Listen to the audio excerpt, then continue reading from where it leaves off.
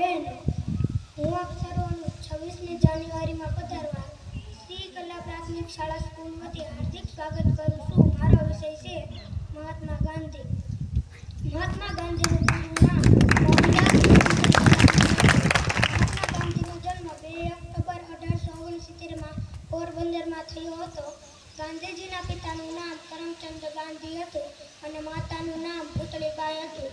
ગાંધીજીના પત્નીનું નામ કસ્તુરબા હતું. ગાંધીજીએ દક્ષિણ આફ્રિકામાં ચાલતા રંગભેદના અન્યાયને દૂર કરવા માટે અહિંસક લડત ચલાવી. ત્યારબાદ ગાંધીજીએ અંગ્રેજોના શાસનમાંથી ભારતને આઝાદ કરવા માટે આંદોલન શરૂ કર્યું. ગાંધીજીએ બારડોલી સત્યાગ્રહ તથા ભારત છોડો જેવા આંદોલન પણ કર્યા. છેલ્લે ભારતને 15 ઓગસ્ટ 1947ના દિવસે આઝાદી મળી. 30 જાન્યુઆરી 1948ના દિવસે નાથુરામ ગોડસેએ ગાંધીજીને ગોળી મારી હતી. આથી તેમનું અવસાન થયું. દિલ્હીમાં જતા